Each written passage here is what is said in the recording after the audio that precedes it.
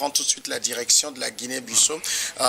Une semaine après le coup d'État dans le pays, Filipe Nunsi, l'ancien président de Mozambique et leader de la mission d'observation de l'Union africaine aux élections en Bissau, s'est exprimé le jeudi 4 décembre. Il estime qu'il y a une possibilité de proclamer les résultats des élections du 23 novembre. Cette déclaration de Filipe Nunsi va à l'encontre de ce qu'a annoncé mardi 2 décembre la commission électorale. Elle affirmait ne pas être en mesure de publier ses résultats.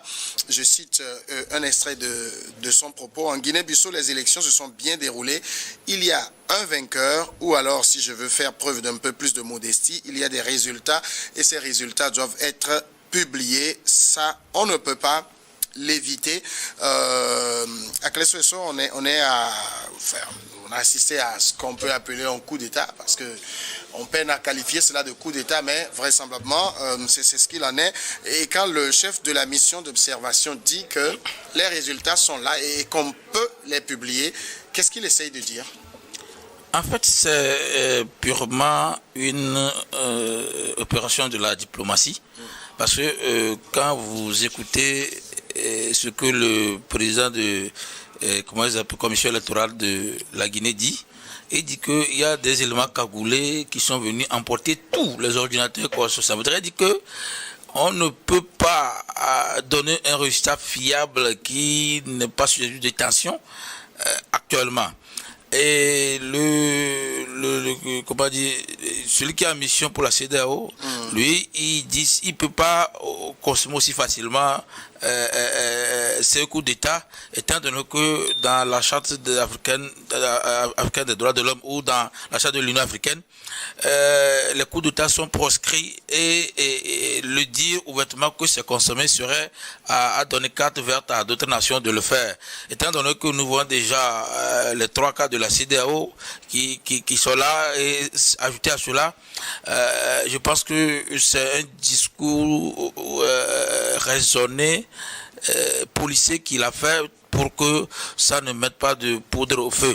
Mais l'aspect humain de cette histoire, c'est qu'on sait déjà que le coup d'État est consommé, étant donné que nos amis poutistes ont déjà commencé par faire des discours sur leur réorganisation.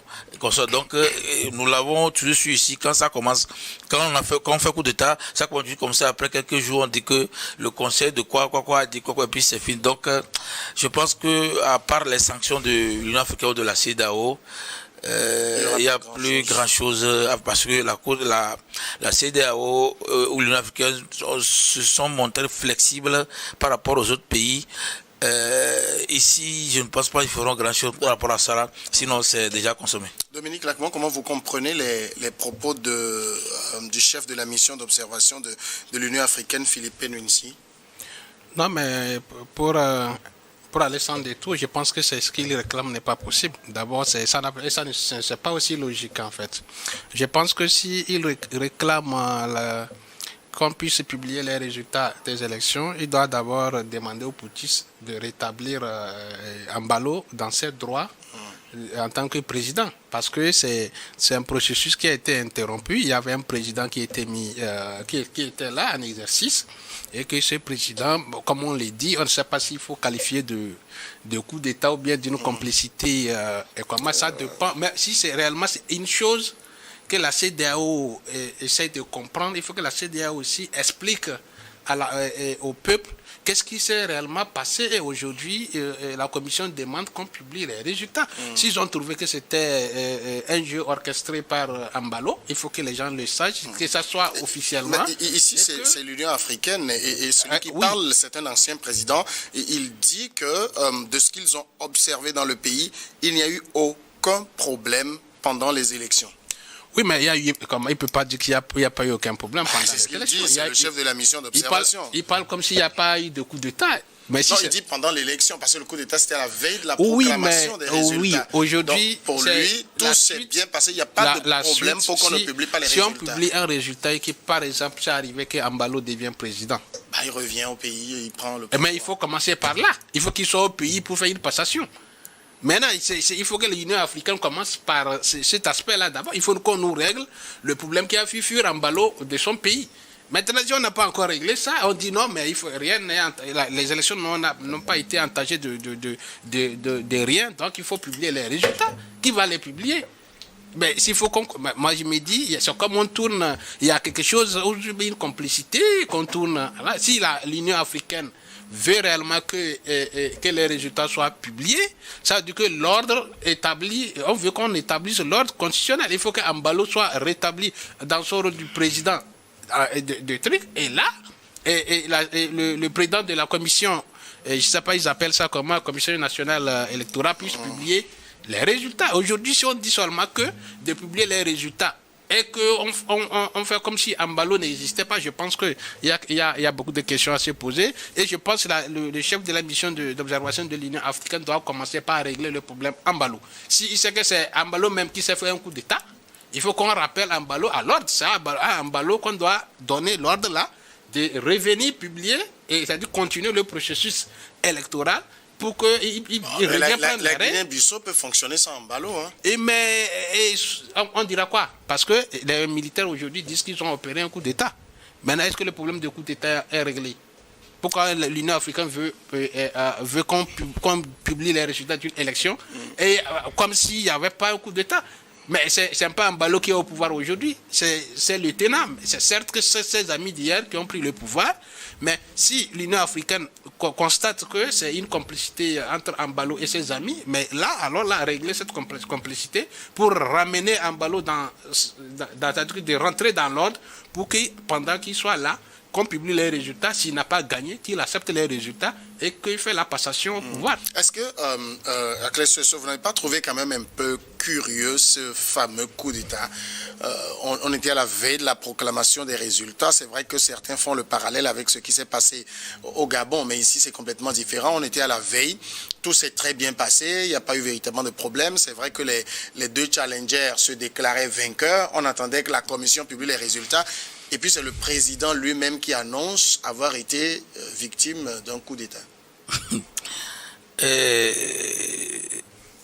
C'est bizarre et c'est étonnant. Mais personnellement, ça me tombe parce que ça fait 2 ou 3 ans, on entend que coup d'État en Afrique. Sauf qu'ici, c'est comme si c'est un film indien qu'on sait. Parce que normalement, c'est le Poutis qui annonce que nous avons fait tomber telle autorité ou tel président et nous avons pris les rênes du pouvoir. Mais c'est que le président a le temps d'aller annoncer que lui a été déchu. C'est pourquoi certains parlent de complot du pouvoir pour déstabiliser les choses. Mais moi, ce que je ne comprends pas, est-ce que Embalo a su que quand les résultats seront prononcés, il serait évincé? Maintenant, s'il serait évincé, est-ce que c'est une raison pour lui de laisser un militaire venir à la tête? Parce que quand il a pris les rênes de l'Union africaine, c'est la CEDEAO qu'il a pris, je pense qu'on n'a pas trop vu qu'il a commis trop de bévues dans la gestion administrative internationale. Mais moi, je trouve curieux que ça se fasse parce que au moins c'est quand il y a des incidences plutôt au moment des campagnes consorts là qu'on peut prévenir, on peut dire que voici suite à ça il y a eu ça. Mais d'après ce que l'émissaire de l'Union africaine dit, et les médias disent, c'est que on n'a pas constaté ces violences qu'on a souvent durant les élections en Afrique, mais que lui disent après qu'on lui a fait coup d'État et que ça c'est trop calme. Très souvent on entend deux camps s'affronter, tout ça, il n'y a rien eu comme ça. Donc moi je trouve que pour le moment, je n'ai pas une raison qui doit faire cela à Embalo pour, je ne sais pas, quitter au pouvoir de cette façon, je ne vois pas. Et je ne comprends pas aussi un Poutis qui n'est pas d'accord pour un président et qui a une élection qui s'est déroulée et c'est le lieu d'évincer le président là par des résultats au cas où il n'est plus.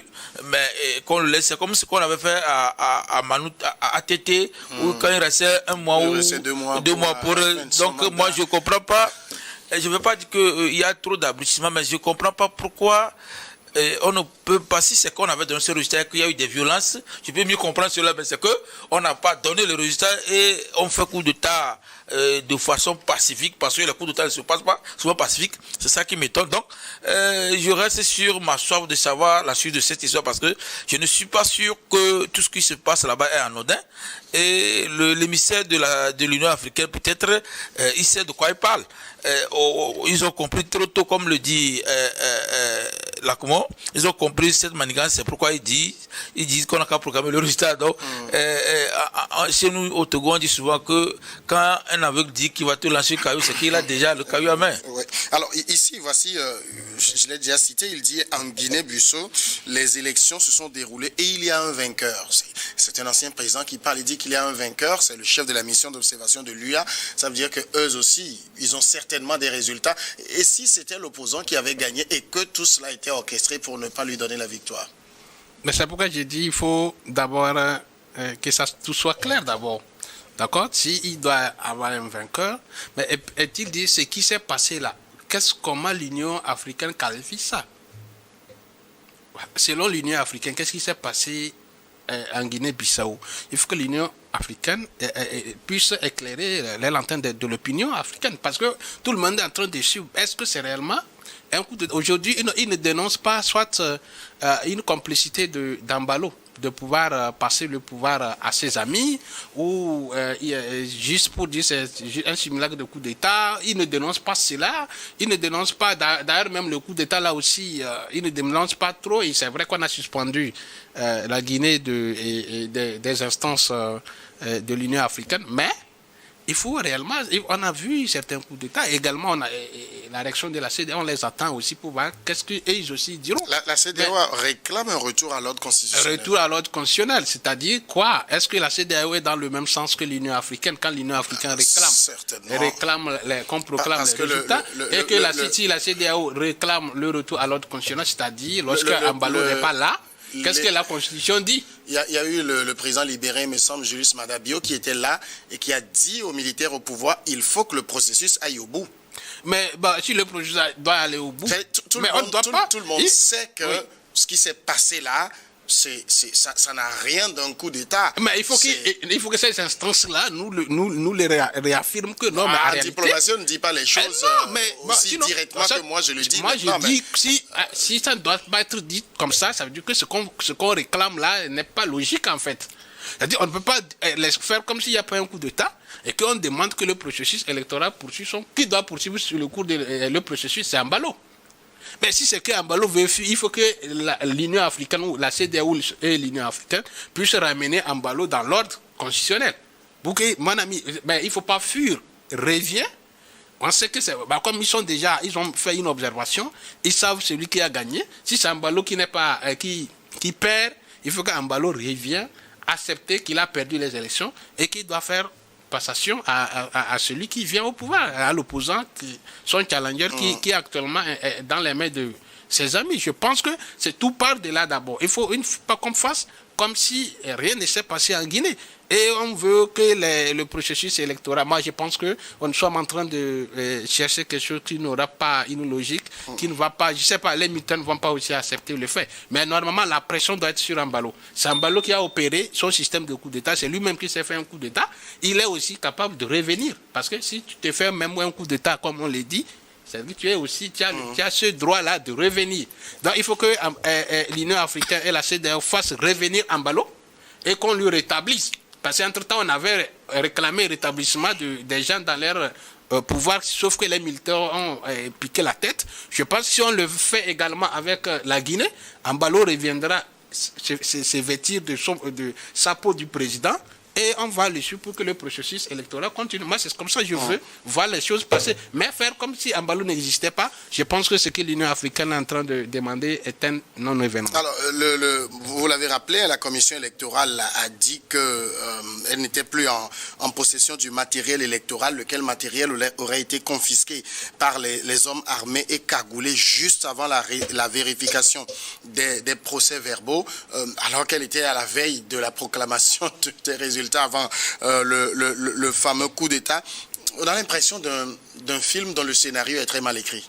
Oui, c'est ce que je dis.